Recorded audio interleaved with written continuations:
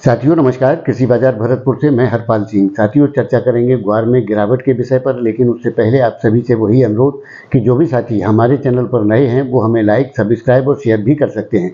साथियों ग्वार के अंदर निरंतर दबाव यानी कि गिरावट का रुख देखने को मिल रहा है। आज भी बाजार गिरावट के साथ खुले हैं और आने वाले यानी कि कल तक भी बाजारों में और भी नरमी के संकेत देखने को मिल सकते हैं। लेकिन साथियों दूसरी तरफ एक तबका ग्वार के उत्पादन में गिरावट की स्थितियों को लेकर के, ग्वार की फसल पानी में तबाह हो गई, बिजाई कमजोर है, वायरस लग गया है, फसलें पीली पड़ चुकी हैं, फलाद नहीं आ रहा, यानी कि अनेक प्रकार के उदाहरण देकर के ग्वार की उत्पादन को 50 लाख बोरी से कमतर आंकने का और उसे साबित करने का प्रयास निरंतर रूप से कर रहे हैं। ऐसा पिछली बार भी हुआ था और उसके परिणाम भी आज हमारे आप सभी के सामने है कि ग्वार के उत्पादन का सीधा संबंध बाजार भावों से कोई लेना देना नहीं है, क्योंकि ग्वार का उत्पादन 90% भारत देश के अंदर होता है। उसकी उपलब्धता के आधार पर खपत मांग आने की स्थिति में ही बाजारों की स्थितियां तय होती हैं।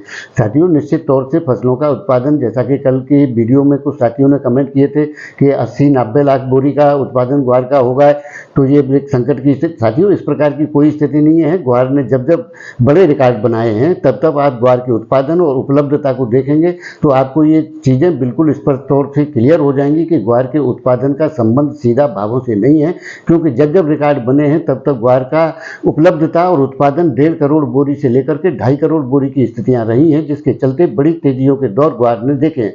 साथियों निश्चित तौर से ग्वार की स्थितियों में हम भी तेजी के अनुमान जता रहे हैं। वर्ष 2023 से लेकर के हम वर्ष 2025 के लिए जो हमने मूल्यांकन दिए हैं उन पर आज भी हम खरे रूप से बिल्कुल कायम हैं और आने वाले दौर के अंदर उस प्रकार की तेजियां देखने को निश्चित तौर से ग्वार के अंदर मिलेंगी, जिसके लिए ग्वार जानी जाती है। लेकिन साथियों दर्द हो रहा है इस बाएं दांत के अंदर और उखाड़ दिया जा रहा है दायां दांत। इस प्रकार से ग्वार के स्थितियों के हिसाब से जो छोटे किसान और छोटे व्यापारी हैं उनको निश्चित तौर से नुकसान होता है, क्योंकि वो एक कम उत्पादन की स्थिति में मोटी तेजी में बैठ जाते हैं और माल की बिकवाली नहीं कर पाते। साथियों अभी ग्वार के अंदर उठापटक का दौर निश्चित तौर से आगामी दौर में भी जारी रहेगा। बड़ी तेजी एक साथ आने के साथ में, यानी कि कोई बुलेट ट्रेन जैसी स्थितियां फिलहाल के दौर में नहीं है। फसल आएगी, उसके बाद में सारी स्थितियां तय होंगी। अभी घर भी बदलेंगे, सारी स्थितियां नए पुराने भी होंगे, उठापटक भी होगी, सारी चीज़ें अभी ग्वार के अंदर होना शेष है, क्योंकि फसल आएगी उससे पहले की स्थितियां मौसम और मानसून आधारित उत्पादन पर निश्चित तौर से हलचल की स्थितियां जरूर पैदा करेंगी। लेकिन उस प्रकार की तेजी मंदी इन हिसाबों से तय नहीं हो सकती जिस प्रकार से एक प्राकृतिक रूप से न होकर के अप्राकृतिक रूप से ग्वार के उत्पादन को घटा करके तेजी की स्थितियां पैदा की जाएं।